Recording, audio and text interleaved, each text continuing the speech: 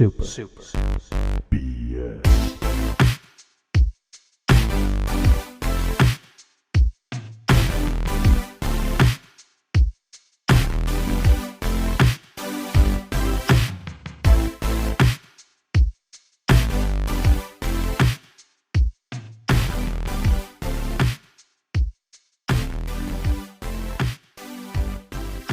What's up, my doodlies? It's Branky Boy here, ready to come back and break some bread back from the dead. We're Super BS, a podcast about video games, mostly. I'm joined by today, who am I joined by this time? JJ Josherson, Josherson, Joshton, the third. And that's right when Down with the Sickness Yep, starts. now we're going to get sued by David Draymond because we're copyright infringing. Oh, man. Who's the guy? What's his name? David Draymond. So I went to a concert. Yeah, I went to a Disturbed concert one time. They were playing. I wasn't there to see them, but someone threw a beer bottle at his head, and he offered $100 to anyone who would punch the guy in the face. So that was cool. That's cool. And his brother's David Blaine. It's really weird. Yeah, same David first name, different last name. So his brother came on the stage, did some magic, and made the bottle disappear. So David Blaine, David Draymond, everybody knows them. One's magic with magic and one's magic with music. So it all works out in the end. Wait, who does that song again? Papa Roach? Disturbed does ooh ah. Yeah, I thought that's Papa Roach. Yeah. Down with the Sickness. Yeah, he does Down with the Sickness, and there's a whole song about him, about how his mom abused him as a child. It's not something to laugh at, but I mean, that's a good song. Yeah, everybody loves it. That idea, that's everybody's favorite subject material. What does Papa Roach do then? That's what this podcast is about. What's Papa Roach? Cut my life into pieces. This is my last resort. Darn it. This podcast is we're trying to get off YouTube, okay? Even though we're not on there yet, we want to get taken down. So if we can, we're going to sing lyrics from all the top songs. Mm-hmm. Speaking of top songs, I've been listening to The Offspring a lot because I'm a rebel. Oh, dang, man. I was actually thinking about listening to their album last week, or one of their albums last week. It's good, bro. And it's getting me stoked on Tony Hawk Pro Skater 1+2. When's that come out? Drop the date September on here. 3rd. You heard it September here first, 3rd. ladies and gentlemen, exclusively boom. on the Super BS Gamescast. And I've been playing another game early from September 3rd. What do you think it is? Avengers. Yeah! That's kind of the response. It's Avengers. I played the beta. Did you get a chance to try it out?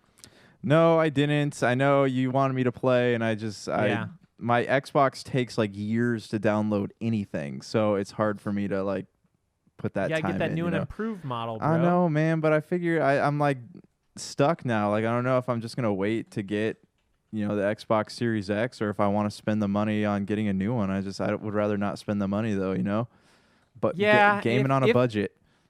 Yeah, if the Series X actually comes out, for sure, wait for it. I am almost expecting this next generation to get delayed with everything going on, but we'll probably get to some of that in the news just because we've got fun next-gen-y / current-gen-y stuff to talk about. No, Avengers Beta. It is way better than I talked a lot of crap on it earlier. It's kind of what I hoped Marvel Ultimate Alliance would be. It's like a third-person, essentially beat 'em up with skill trees and leveling. It's pretty good. It's coming out in 2 weeks though, and it feels like it needs 6 months. It is not ready. So it's fun, but it's got some jank to it. Yeah, it just feels like they could be making a better game if they spent just a little bit more time. A lot of the characters have the kind of same moves, you know what I mean? Every character can shoot, essentially. Hulk will throw a rock, or Iron Man will shoot, or Kamala Khan will punch her arm forward. So they all have ranged, and in a way that's cool, but in a way it also just makes everybody feel the same. Can you throw Thor's hammer? You got some God of War action going on there, and it comes back to you? Everybody, it's hold left trigger, hit right trigger. Every single person. And for Thor's hammer, it comes back. So there's a slight difference.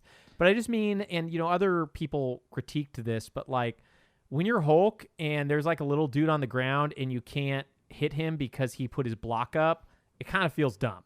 Like there's things like that where it's just like, oh, okay, so it really doesn't matter which superhero you are because they're all abiding by the same rules of the game. Mm-hmm. So yeah, and most of the enemies are either robots or like dudes with guns from like a bad guy organization. So it didn't really that part of it didn't really feel great, but there are like in the beta at least I fought 2 supervillains, Taskmaster and Abomination.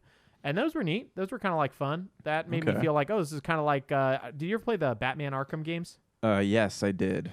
Loved them. Yeah, it's kind of like that where it's there's enemies that you're going to find. It's kind of neat. You're like, oh, I'm fighting Killer Croc now because I had to go to the sewers, or this place is frozen. Now I fight Mr. Free. Like it's that idea. Yeah. Can I ask you a question? No. Yes. So, I mean, my absolute favorite thing about all Marvel games is how you have this camera that gets you stuck places and you just can't do anything and you're dying while the camera is not letting you look at what's happening. Do they bring this feature? Do they bring this feature over into Avengers? Because that's really the selling point for me. Yeah, that request was heard. Everybody was like, "Man, this is too good of a camera. Let's go back to trapped behind the wall camera, and then get your character stuck so he can't kill the last guy and can't move on." All right, cool. Honestly, the camera was okay. Like, it wasn't bad. It is a better game than I expected, and I think if it wasn't coming out on Tony Hawk Day, as known nationally, September 4th, then I think I'd be actually more interested. But between it coming out the same day as Tony Hawk, the things they've done with Spider-Man, and the fact I just don't think it's going to be $60 in like a month makes me be like, I'll wait. I'll probably pick it up at some point, but it's Black not Friday something game. I need to play. Yeah, it's. I think by Black Friday it will be like $30, maybe even less. There's a lot of microtransactions. Okay, that's what I was going to ask. But also, tell me about that sweet skill tree and progress system. What's under the hood there? It's cool. I didn't really look at it too deep, but it seems like it's combos. You're getting like more combos. You can hit like X, X, Y, whatever. It doesn't feel like those really fun ones where you're both getting stats and really cool moves, because you essentially get your LB, your RB, and your LB, RB move, I think, immediately. I don't know if those are changeable. And there's also a leveling system, which I leveled up Hulk twice, but there's also like a power system like Destiny, which makes me think that your level doesn't really matter at all. It's just maybe incremental stats. So you don't beef up your character when you gain levels?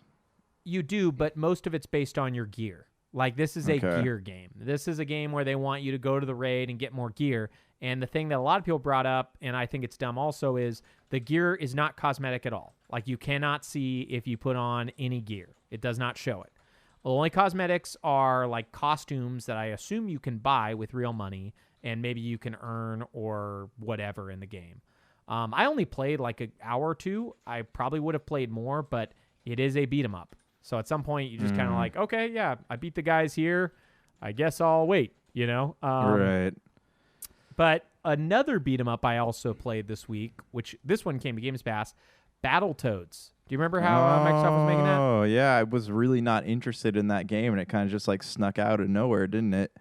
Yeah, and it's pretty good. All in all, like, it is like for free for Games Pass. I think it's great. If you want to play Battlefield, if you want to play a beat 'em up with 3 friends, it's not bad at all. It handles really well, and I played through like maybe the first level, and I really dug it.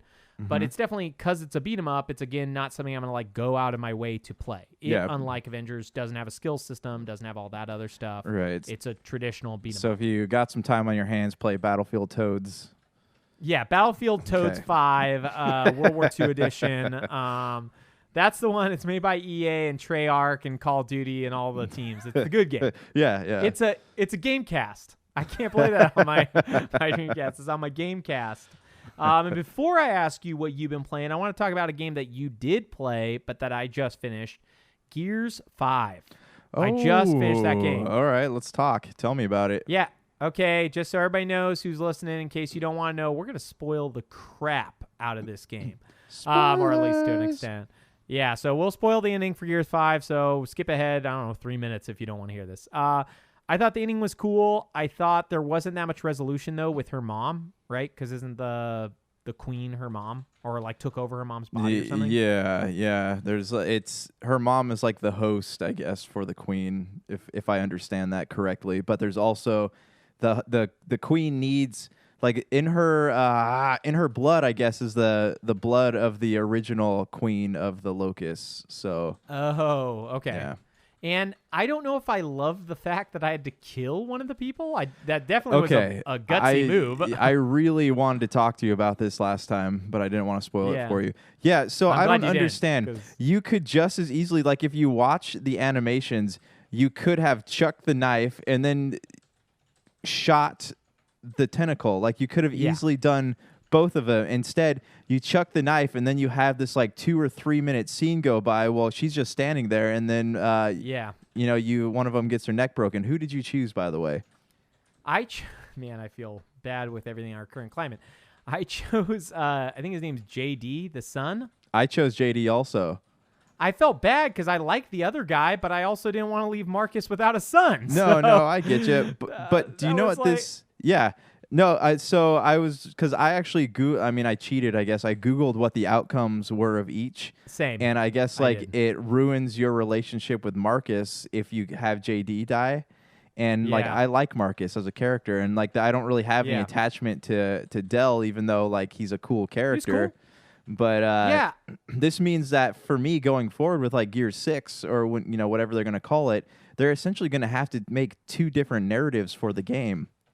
Nah, I think they're just going to like scrap this story. I think they're going to wait a long time. It's going to be so much work to try to create one story with Jay, unless they're like such minor characters, JD and Dell, where it's like, if you saved them, it will bring them out for 5 seconds. It's either going to do that.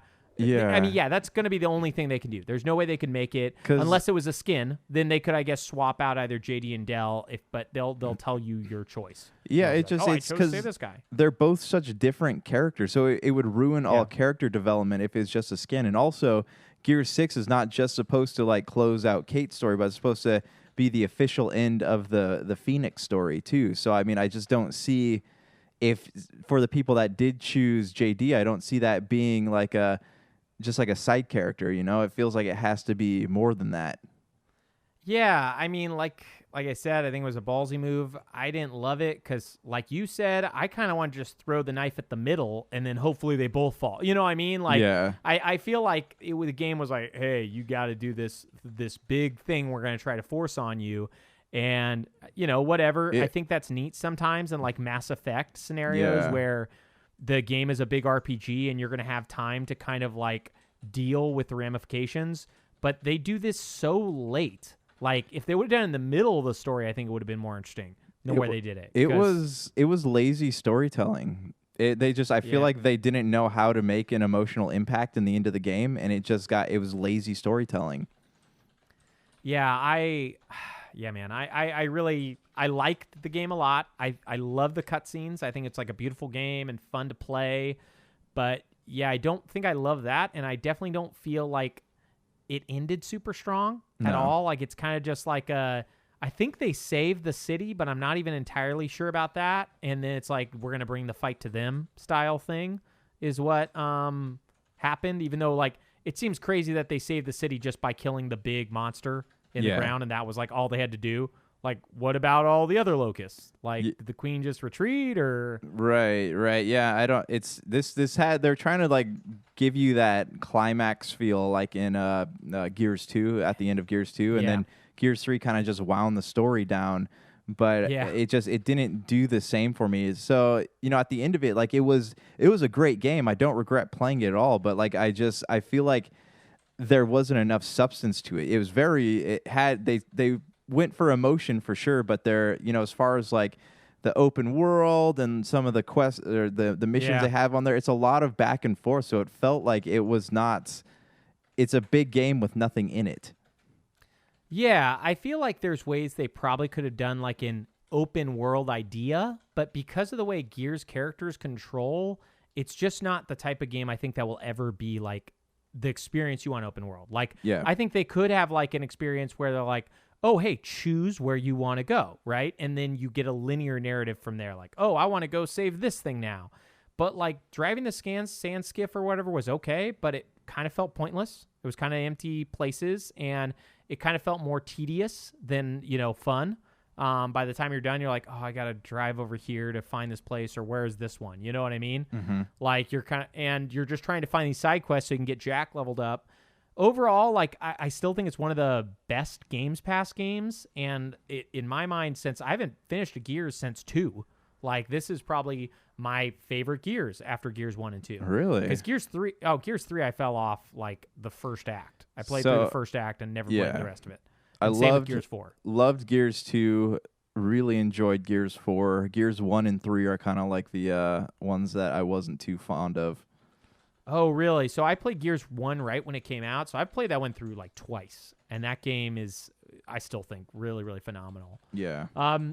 Before I get to what you've been playing, I want to talk about 2 other quickie Games Pass games. And then I got a question for you. But yeah, so I've been playing like through Games Pass. They have this really cool Microsoft Rewards things where the more games you play with Games Pass, the more points you get. Points can be turned into Xbox currency or Amazon, whatever you want, right?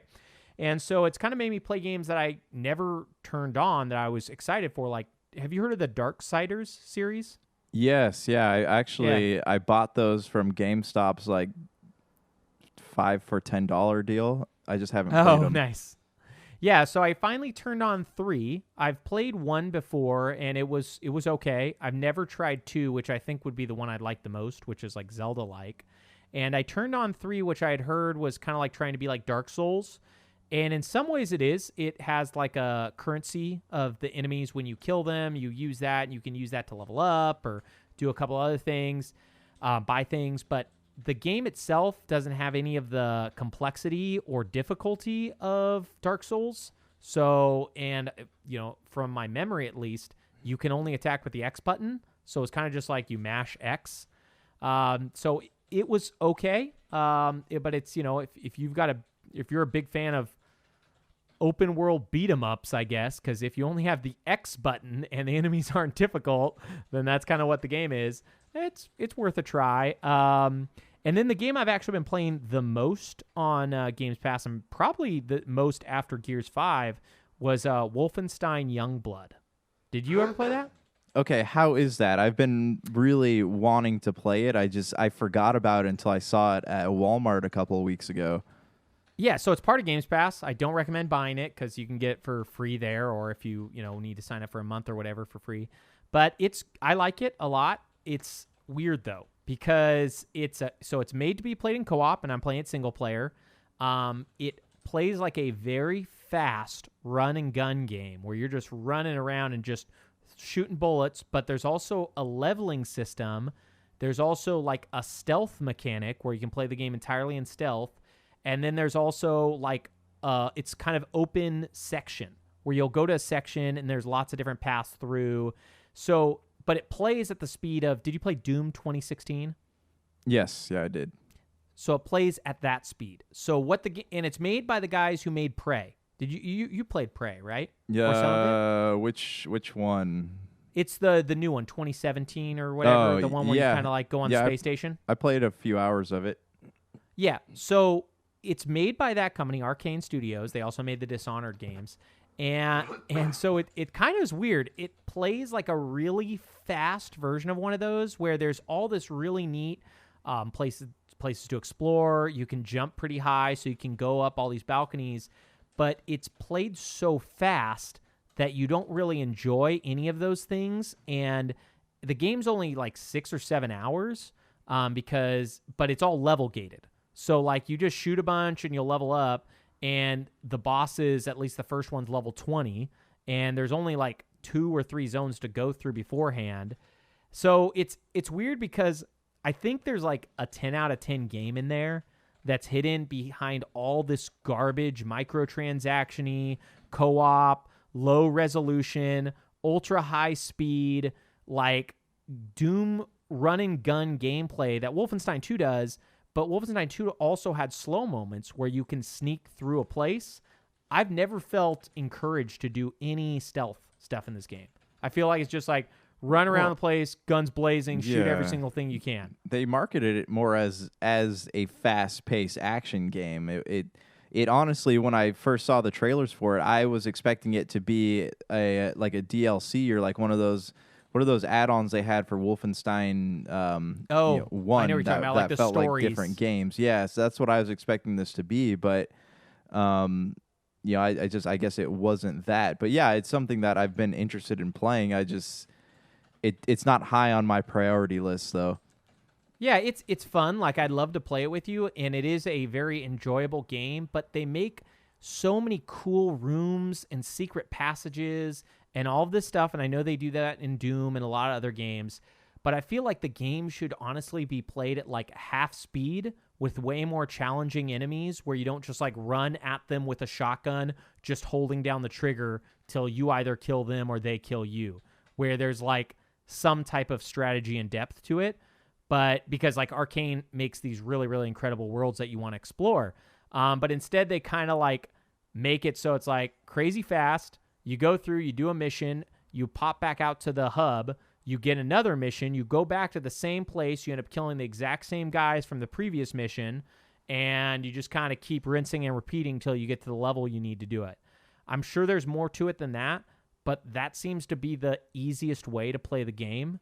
So I don't know, man. Like, I like it a lot, but I definitely think that there were some missteps that keep it from being like a great game. Like, I think it's good. It's a lot of fun. It's a fun Games Pass game. Yeah, okay. Well, I'll check it out. I heard that I was listening to an interview and they're talking about where it takes place on the timeline. Some people are saying that it's like almost its own universe type thing. Yeah, I mean, this isn't a spoiler because it's the beginning of the game, but it's like in the 80s, which I think Wolfenstein 2 ends in the 70s, and BJ's, definitely does, because the twins were, I think, born at the end of Wolfenstein 2. And the twins are now teenagers, and BJ's gone off to Europe for some odd reason. I don't know why yet. And so, like, the beginning is all, like, the story stuff. You got to find BJ, blah, blah, blah. I'm sure there's a story at the end, but most of the game is very story light. Like, I couldn't even really tell you outside of what I've told you what's happened between missions. There's tons of codexes and other things to pick up. But like I said, it feels like it wants to be a BioShock or a Prey, but it plays like Doom 2016. So I'm like running around at full speed, double jumping and pulling out cannons essentially.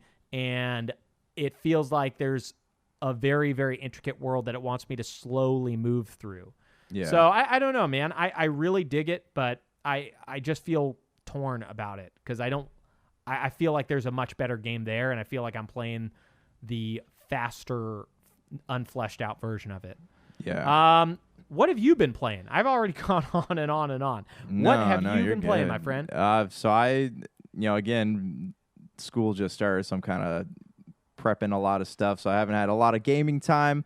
Did play some Dragon Quest on iOS, and I know we talked about this in our text thread, but man, I don't like it, man. It's like just the fact that it's playing on the iOS, but also I think because Dragon Quest is so old, and I know it's a classic, that it feels stale, and it might just be the fact I'm playing it on a phone. But let me ask you this, as someone who has probably played the real version of it, I played on Game Boy, yeah. Is it when you fight an enemy, does it only show the enemy in the separate battle screen, or is it more like a Final Fantasy style where your character moves? Yeah, the Dragon Quest games didn't actually show the character attack till Dragon Quest 8, which is actually why I really never played a Dragon Quest till Dragon Quest 8. Oh, I want to say Dragon Quest 7, the remake, and I think the other remakes on DS and 3DS, they all added that like camera that shows you attack. But the games traditionally were like, did you ever play Earthbound back on Super Nintendo? No, I never owned a Super Nintendo. Wish I did though. Oh. Okay.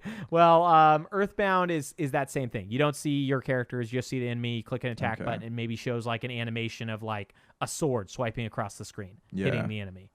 Yeah, I think Dragon Quest 1 is a cool game. I think the iOS is the worst way you could possibly play it. Oh, yeah, for sure. What you really need to be doing now that you're in school is getting those students gold farming for you on World of Warcraft, start a gold farming scheme, and then making that real cash money, man. There we go. Get those kids on the computer. Get them leveling you up. You're giving away the scheme right now. They're going to know what's up when it's not actually like a computer science class. It's a World of Warcraft farming class. Dude, you don't need computer science in this world. You need that Yeah. cash money, EverQuest World of Warcraft style. Boom. What's your arcade situation looking like? You were talking to me about that last week. Yeah, I got a new high score with Galaga, and then it was defeated quite quickly. Oh, by your family? By someone at your house? Yeah, Man. by the missus over here, and Oh man. yeah, Siggy poo. yeah, she got I hit 42,000, very proud of that, and then she hit 62,000. So Well, you gotta stop sucking at games. I know. And start Apparently, doing better at life. apparently, she's more competitive than me. So We gotta get you a main board on that, man, so you can start putting other games on there like Blitz. If I'm coming over there and there's no Blitz on there, how are we supposed to play Blitz? Get 2,000, I know. man. I want to get have a custom arcade build at some point, but that has That'd like be so two sets of joysticks on there. So we'll see what happens. Yeah. Get some Street Fighter 2, get some Blitz. Yeah, boy. So the last thing that I've played, because that's it for you, right, my brosif? Yeah. It's been a week for you. That's a I week. know. W-E-A-K-A-W-E-E-K. W. Yeah, I just want to spell it for all you literary nerds out there. Yeah, the last thing I played that I want to bring up that you loved, it was your favorite game of 2017, is Mass Effect Andromeda. I finally turned it back on again. JJ Joshson, the #1 Mass Effect apologist, fanboy, loving that Kumail Nanjiani alien character in the Nexus. That's your favorite character of all Mass Effect series. No, man, I just got to the Nexus. That game has a lot of problems. I'm going to try to give it a little bit more time before I don't go back to it again. It's honestly, it's not a horrible game. Like I everyone loves to. It seems like there's just this fad where everyone's like, "Oh, Mass Effect sucks," and even people who hadn't played it were like, "Oh, it sucks so bad." Like I've listened to so many critics, and finally they say like, "How far did you get into the game?" "Oh, I only played for like an hour." You have to give it some time, man. You have to give it some time. It's not a bad game. It's not a great game, but it's not a terrible game, is what I'm trying to say. I played it with all the bugs, and I didn't hate it. It was frustrating for sure, but I feel like now that they've worked out some of those kinks, that it could possibly be a better experience. But I feel like you had to have played it originally to appreciate it.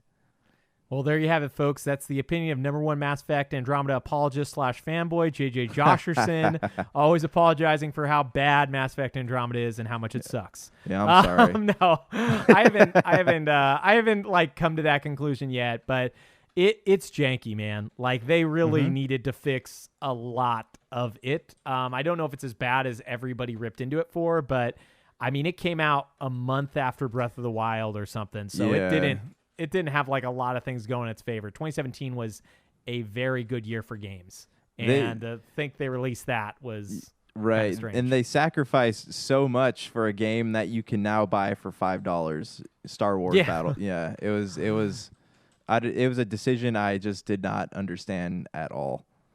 Yeah, man, but I'm going to try to give it a shot. Like, I finally got to the part where you can save. You can't manually save the game till you finish the first mission, which means you have to go through the planet and do all this other stuff. So I finally got to the Nexus, and it was like, oh, man, I can manually save. And I looked at it and I was like, this is my first save. And I had played like 45 minutes back in the day before I shut it off. Yeah. But I'm going to try to play a little bit more. I got to be honest. I looked at the skill trees. I don't know if I love the fact that you can choose a lot of skills, but you can only have 3 skills at one point. So it feels like, well, okay, should I level these up or should I because I don't want to have like a ton of diverse skills that I'm never going to use. So I think the idea is you choose maybe 2 and then you occasionally swap them out. Yeah, you focus on them. But yeah, man, I'm hoping it gets better. I do want to take us to the news, though, because we got some big boys that just happened some big boys that will happen soon. Not in the morning, but in the afternoon. We'll be back. Super BS. Okie doke. We're here at the DC Fandome. We're living that dream. We're watching our Wonder Woman 1984 trailers, our Zack Snyder cut, Justice Leagues, our The Batmans. By the way, I actually think all those movies look good. I don't know if you saw the trailers. They do look really good. I think they all look very fun. So I read a rumor, and this is purely speculation, but if the Zack Snyder cut of Justice League does well, they're going to put Justice League 2 back on and Man of Steel 2, and they're going to continue the DCU. So I'm kind of hopeful because I would have loved to see Zack Snyder's his universe come to fruition. I'm really interested in Robert Pattinson's The Batman. Like, that universe to me looks pretty dope. But, yeah, I mean, it looks might suck, but it looks good. It could suck, but it looks really good. I don't know. I feel like they've made a lot of bad moves, but yeah, the Batman does look really good. So does the Justice League Snyder cut. Wonder Woman 1984 looks like it's going to be another Wonder Woman movie, but I like the first one. They're popcorn movies, you know. It's I didn't watch Aquaman, but I assume it's kind of that movie. Aquaman's it's a fun movie, and so is Shazam. I like Shazam. I actually watched Shazam. I had heard less positive things about Aquaman, so I was like, do I really want to watch 2.5 hours? I think it's worth sitting down and watching. Well, if it's on HBO, maybe I'll check it out. I know they have like some weird things where they keep dropping their DC stuff, and then it didn't happen. Like, I heard they were going to drop a bunch of DC stuff, and like Justice League and all that stuff still on there. So well, that's because they're shutting down the DC subscription service and moving it all to HBO Max. So I think that's why all that stuff's popping up again. Yeah. So hopefully that will all be good. I never watched Titans or whatever that one is, or Doom Patrol, but they've got all this stuff coming out. And the main things they got coming out game-wise are Gotham Knights. Did you watch that trailer? I did. It looks good. It looks a little like less dark than the Gotham games that we know and love, but it also they seem to have brought over a lot of the popular features and mechanics from that series. So they still have the grappling hook and the gliding and the fluid combat system. So yes, I'm totally on board with it, and I love how all the characters have different play styles. You know, you have the Red Hood plays with guns.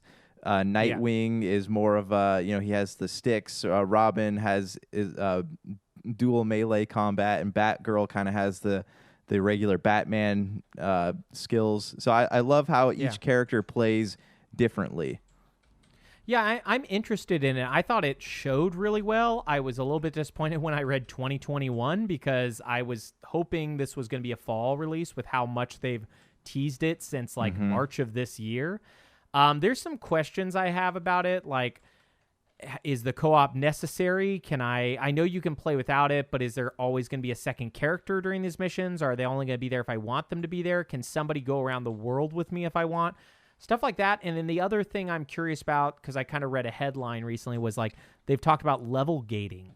And I don't totally love level gating in games that don't need it, so I'm curious how that will work. So that would be, I mean, when I think about level gating, I think about how in Assassin's Creed, right, this was especially apparent in Origins, like you had all these different areas that were different levels. So I wonder if that's maybe how they'll do it. Yeah, if that's their plan, if it's not too egregious, I'm all for it because it is fun leveling up your characters and stuff, and it's fun fighting guys who are more powerful. But I think that's why the Arkham series never actually had leveling up. They had skills you'd get, but they didn't have like leveling up with, blah, blah, blah, blah, because it makes it to a point where like, oh, you have to do X, Y, Z to get to that point. Yeah. Overall, I'm pretty excited for it. The big game from the actual real, because that game is from WB Montreal, which is the creators of Arkham Origins. The real biggie that we were waiting for, Rocksteady's game, is Suicide Squad: Kill the Justice League. Did you watch the trailer? I did, and I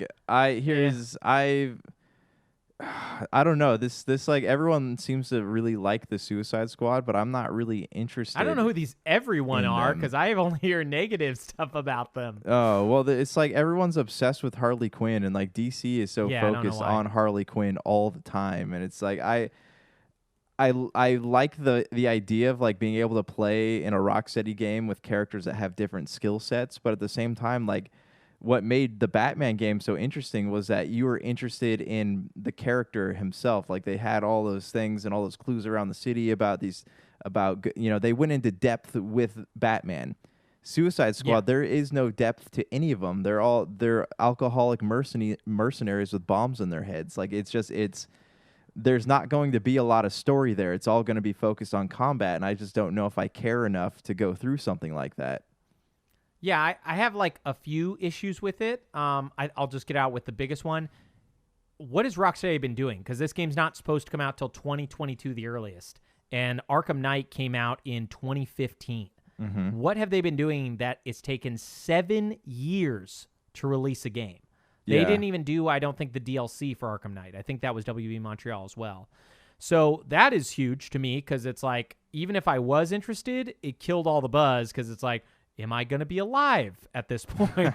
What's the world going to be? Can I play this? And then the other thing that it made me think of immediately is, oh, we're about to deal with Avengers right now. Another always because my guess is they said it's not, but my guess is might be a live service game. Oh, so geez. We're dealing with another live service game. Otherwise, like 4-player co-op, like what is it gonna look like? What's it gonna play like? Like a lot of these people just use guns. Is it just a third-person shooter? Is it Gears? Like, yeah, I don't know. I have a lot of questions, and I personally don't think that Rocksteady has the answers. That trailer did not get me stoked on anything. It made me think like, it's just a cinematic. It wasn't. Yeah. Deadshot and Harley Quinn, sure, I'm fine with those two. Captain Boomerang and the Shark Guy, like, how are those characters going to handle? Like, those don't seem fun. At least Harley Quinn, you know what you're getting. It's melee, whatever. And Deadshot's a shooting guy, so you know how those are going to play. So is Boomerang going to have, like, also shooting, but he just throws a boomerang and maybe he can punch? And is the Shark also going to be melee? Like, there's a lot of stuff that they need to figure out before they start releasing games, and I don't think they're ready for that. I think that's also why we have 2 years, because that's why they didn't show any gameplay, because I'm not sure anything's really ready right now to be shown. Yeah, well, I'm curious. I mean, it would be cool if they announced something at Gamescom, but I doubt that they're going to. Yeah, and everyone kept talking about how they're working on a Superman game. Turns out it's a game about the Suicide Squad killing Superman. So I don't know. If you were to ask me what my hype level was for this game, I would tell you it's at like a -5. I just don't care. Oh, really? Okay. Yeah, I would say like a 1, like meaning out of 10, because it's like, I guess it's a game, I'll probably play it. Rocksteady was cool, but I don't know, man. Like, I love the company that made Tomb Raider, and I don't know if I'm getting Avengers anytime soon. Yeah. You know what I mean? So, yeah, and speaking of Gamescom, Geoff Keighley's opening night live is this Thursday. I guess it sounded to me like they're only showing trailers and new stuff for games that are either have already been shown or are coming out. But I also read on IGN that there's going to be some unannounced games with trailers. I don't know how big those games are. I know next to nothing about it. We're going to learn probably a lot by tomorrow, and if people listen to this, they will probably learn more by the time this goes up, which will probably be Wednesday evening. So they won't have long to find out if they listen to this immediately, and if they didn't listen to this immediately, they'll already know everything we know. Knowing Geoff Keighley, it'll probably be like a whole week of just Death Stranding trailers. Oh, man. Death Stranding and Death Stranding 2, everybody's favorite game. Yeah. Yeah, and speaking of announcement-laden things, man, we got what we wanted. We got what we were asking for. The Nintendo Direct came out today. It was Nintendo Direct Mini Partner Showcase. So I think you guys probably know my opinion on these from the last time when we did the wrestling one, Backyard Wrestling or whatever the WWE garbage game was they announced in the last Mini Partner Showcase a month or two ago. But these seem to be trash. Did you watch it or did you read anything about it? No, I didn't even know it happened. Okay. Let's go over the gold that they've released in this trailer. Just Dance 2021. That's a game I can't believe they announced, man. This is like mind-blowing. World of Tanks Blitz. I think World of Tanks came out in like 2010. So it looks like this is like a smaller Switch version of it. Kingdom Hearts Melody of Memory. which I think we already talked about on this podcast because they talked about this like 9 months ago or something like that, or in January. Puyo Puyo Tetris 2. Now, to be fair, out of games on this list, this is like one of the better looking ones. Did you play Puyo Puyo Tetris? Yes, I did. Yeah, it's fun, but I mean, I don't know if it's worth a good like time wasting showcasing. game. Yeah. This one is called Taiko no Tatsujin. It's like that drum game. You know, the one where you have like the 2 sticks and you can play a drum? Beat Saber? Is that the... Beat Saber. It's kind of like that, but it's like a drum. It's famous in Japan. Anyways, it's not even the game that they were announcing. It's like a DLC for it. Oh. Big Rumble Boxing Creed Champions. So this looks like it's a tie-in with the game Creed, or with the movie Creed that came out 2 years ago. And the band, right? And the band. So Scott a lot of Creed music in there, I hope. In the Creed film, and he's playing. He only plays "Jesus Was a Rock Star" though. It's his only song that he plays. He plays it all night long. Jump Force Deluxe Edition. That game's on Gamescast. I have heard it sucks. Have you tried it? No, I liked the trailer that I saw at E3 a couple years ago, but I'm not into fighting games. Like I like Dragon Ball Z a lot, but no. Yeah, and then we got Final Fantasy Crystal Chronicles Remastered Edition. It comes out tomorrow, so same with Jump Force. I guess they come out. Crystal Chronicles is tomorrow. Jump Force is Friday. But did you ever play the original Crystal Chronicles? No, so I have it on GameCube, but I don't own a GameCube. I just bought it because I collect the Final Fantasy games, and this is something I would like to play if I ever get some time. Is it any good? Yeah. It sucks. It is the first time I think ever as a young man, I want to say we were probably 13 or 14 when this came out, that I have been so disappointed with a game. And we got everybody together. There was me, Donna, and a few others. And then they make one of the 4 people who play together. And I want to say when you played Crystal Chronicles, you needed Game Boys or something connected to the GameCube, if I remember correctly. Or no, you didn't have to, but you could to get extra features. Nonetheless, one of the 4 characters has to hold a bucket, which allows the other people to fight inside of it. So one of the 4 people who plays does not get to play the game. Their job is to walk around with a bucket and make sure everybody stays in the bucket zone. It's still a meme and a joke, and you still have to do that. They never fixed that, it sounds like, for this remaster. So were any of the follow-ups any good? The Crystal Bears and the Echoes of Time or whatever? Okay. I know those are on you could tell. Wii. Yeah, you can tell I love the original Crystal Chronicles. I was the bucket bearer. The bucket so I'm all about bear. it. He was the bucket bear. Yeah, the bucket bear. Yeah, everybody likes the bucket bear.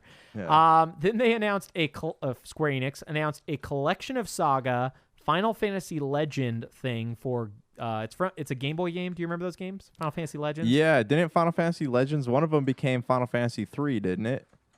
No. So Final Fantasy Legends, they have 1, 2, and 3, and those came out on Game Boy, but they're actually not Final Fantasy games. But when they came out, nobody knew what the Saga games were, so they called them Final Fantasy Legend. Anyways, that's coming probably to iOS and Switch because it looks like garbage. It's like you're going to have a screen, and on that screen is also a screen with buttons. So just in case you're one of those people who hate yourselves, you can play with your touchscreen on your Switch with touchscreen buttons instead of the buttons in your hand. Yeah, if you're a masochist, this game is for you. It's December 15th, it says, right?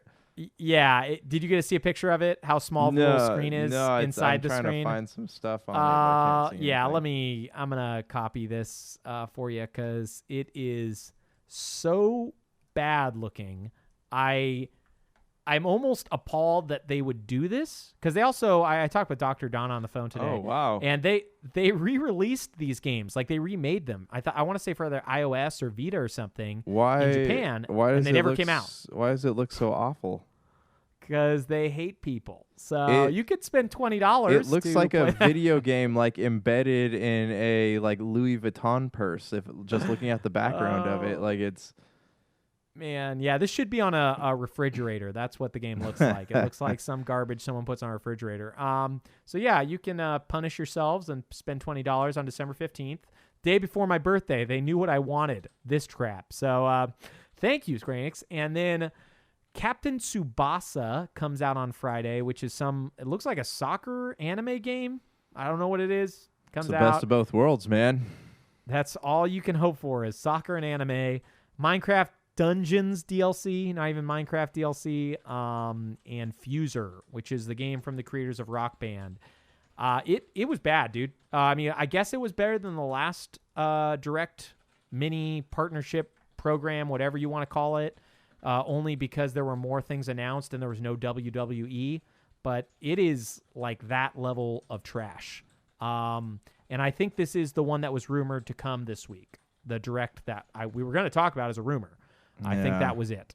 So Nintendo has probably no plans this year. That's disappointing because you keep seeing all these things pop up about Zelda remasters, Mario remasters. Like I wonder if they're going to have trilogy.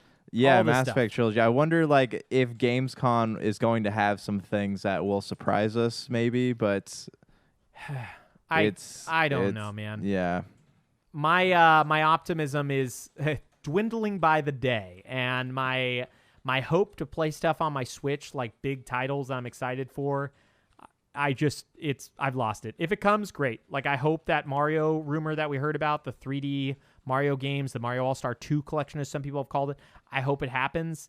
There's no telling anymore. But yeah, man, there was some other rumors with Switch. A new Switch is going to come out next year, beefed up one. But from what I've gathered, it's mainly for 4K, so I have no interest in it. And it seems pointless for a system that can't even run games in 1080p well to make a 4K model of it. As you guys know, we've been doing our top 5 lists. Did you have anything in the news before I jump to this awesome list of ours? That's it. Okay. Well, yeah, news sadly was a little bit... it's kind of a bummer outside of Gotham Knights. I think like all the rest of it was like, it's just whatever. I mean, Gamescom is this week, so I mean, I'm hoping we'll see some things go down. But yeah, I'm hoping we still have 4 months left in this year. I'm really hoping that there's just Cyberpunk doesn't get delayed and we get one surprise, and I will be stoked. Yeah. So real quick though, we were at Walmart doing some shopping last week, and I guess like stores like Walmart and Target are trying to discourage people from buying video games during Corona. Oh, I heard about that on the news at the beginning, but not. I thought they backed down on that. There's these signs out saying, "Please limit your purchases so that their workers can be elsewhere in the store." And it seems like a really weird thing to me. And well, Josh, you're single-handedly killing people by buying a video game at a store. Those people need to be only the essentials. Yeah, those people need to be at home unemployed, okay? And you are trying to keep them employed, you monster jerk. Jeez. You're single-handedly the reason why we're all locked up, because you're buying your games at Target and Walmart, you crazy people. What is the matter with you? You need to buy your games from Amazon. They don't have enough money, okay? Give Amazon your money. Write them a check, please. So we've been doing top 5 lists. We did the console manufacturers. We did the Xbox, PlayStation, and Switch.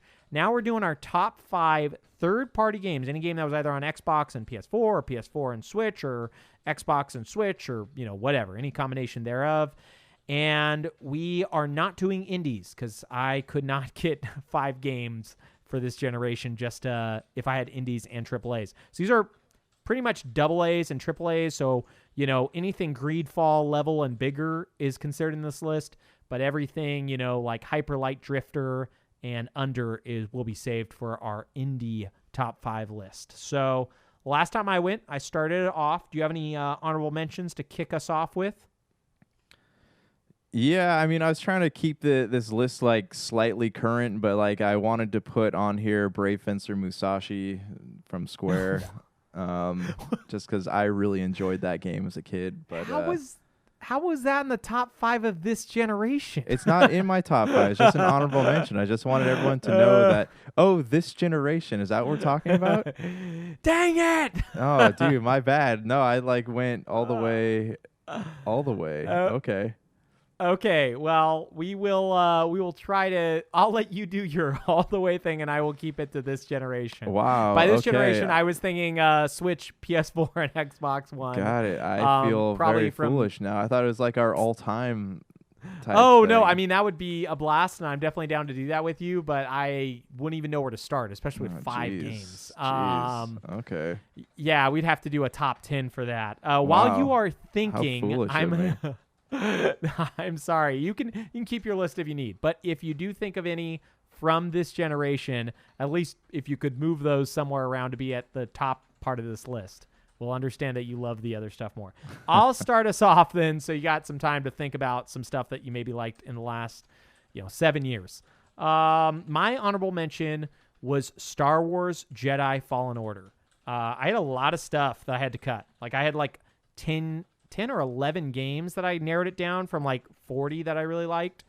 And I'm a big immersive sim guy, so I had to cut stuff like Deus Ex and Prey off my list.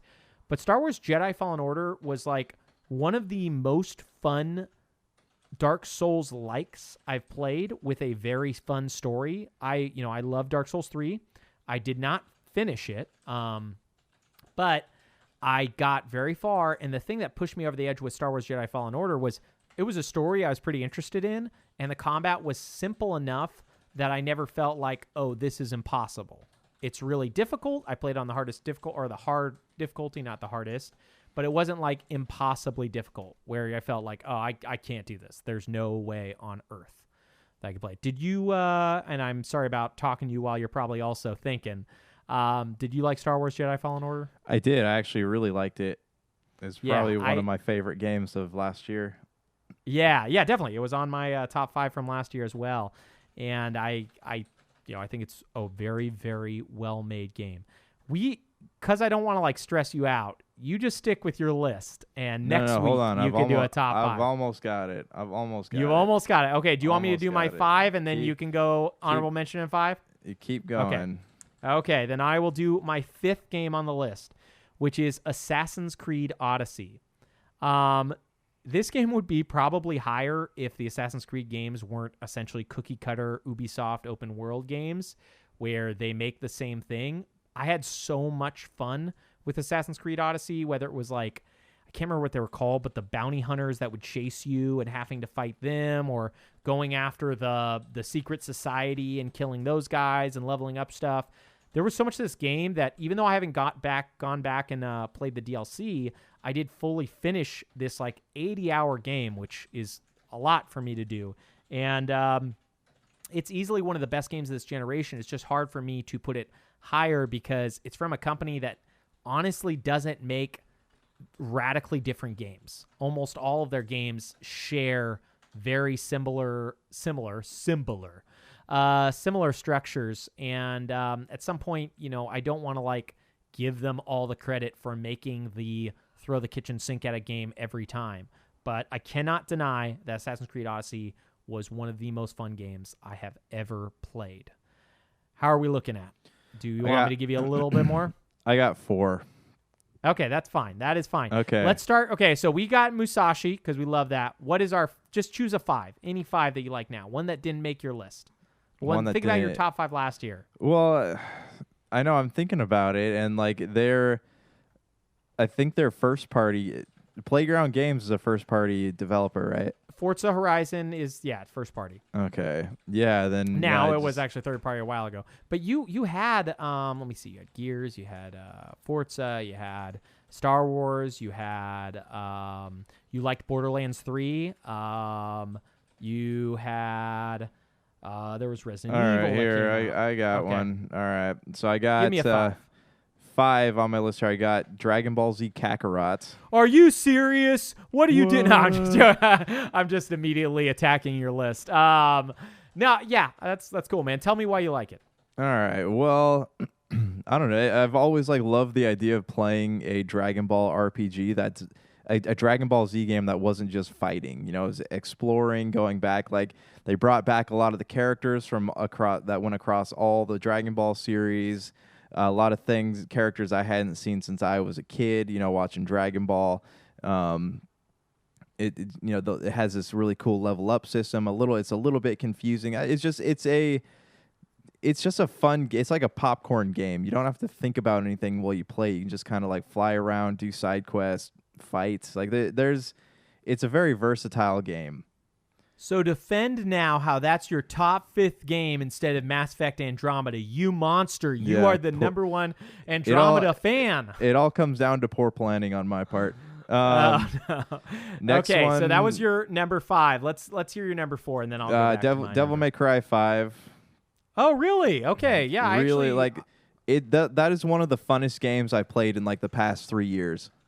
I've heard that from a lot of people. I need to finish it at some point. It's I don't know, the combat feels very smooth, like it's incredibly satisfying, and it has usually Devil May Cry is just like it's annoying how aware of itself it is, but like in this one it's handled very well, and they do a lot of backstory, so the game knows when to take itself seriously, but it also knows when to do like the typical Devil May Cry can't touch Dante type of thing.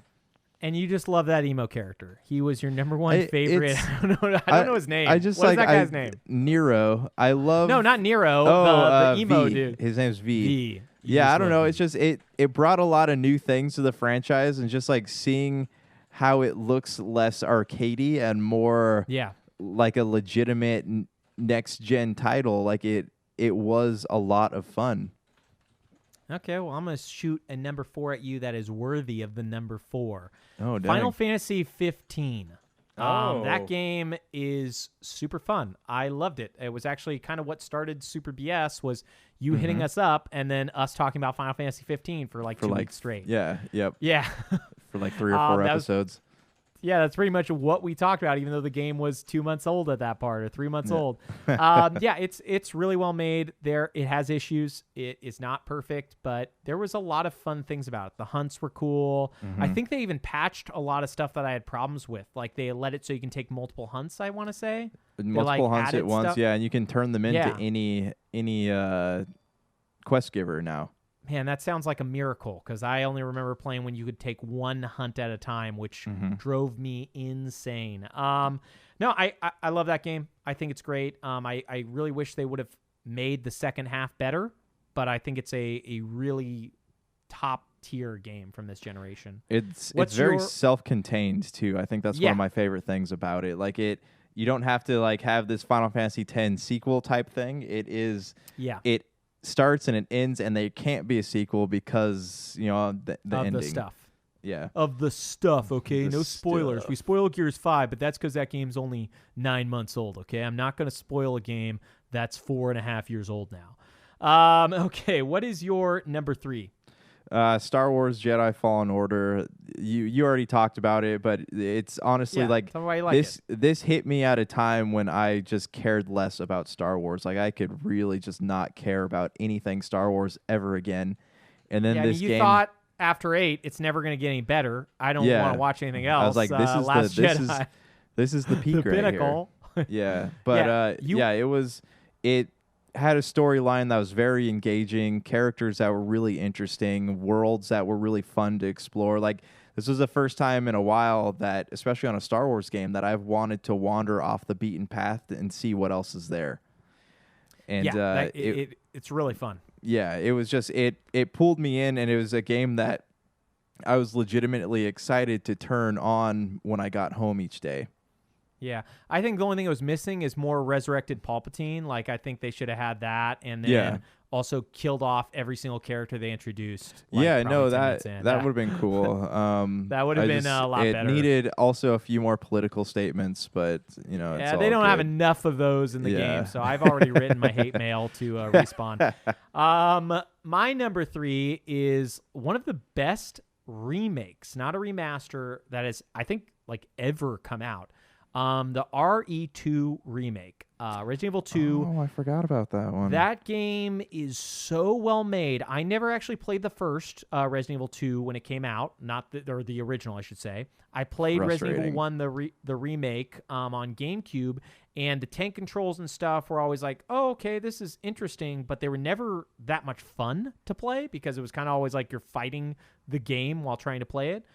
RE2 made the game both a joy to play because it was kind of scary and you didn't know what was going on, but at the same time, you're like, oh, hey, this actually controls really well. So instead of just making it so easy, they do things like your character sways a little just so you can't always hit those headshots that you need. I can't speak highly enough. I think I had Resident Evil 7 and Resident Evil 3 as contenders on this list, and the Resident Evil 3 remake, I mean.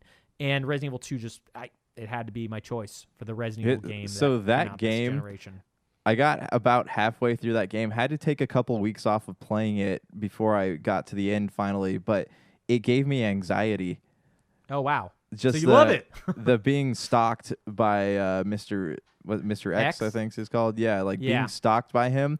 Because there's that part where you're in the hallway and you have to throw all the switches and do the little hacking thing before he gets to you. And it was like, I literally thought that I was going to have a heart attack. I could feel like my heart bump, bump, bump, bump, bump, bump, bump, bump, bump. So I had to stop playing the game for a while.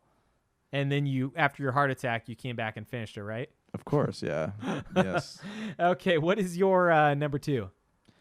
Number 2, I have Final Fantasy VII, the remake. We've already talked at length about this one, but it was PS4 exclusives.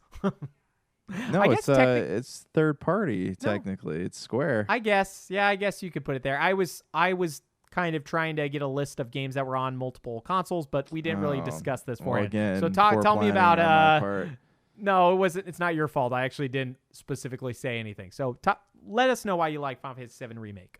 No, I mean, again, we've talked about it at length. It's a. I don't know anything about it. Never heard of it. It's very nostalgic. Nice trip down memory road. It's not lane. It's memory road. Everybody. Memory road. And next to Rainbow Road. Rainbow Road. Yeah. No. It was a good time. I love the extension of the story and how it's kind of like a retelling and not a remaking of it.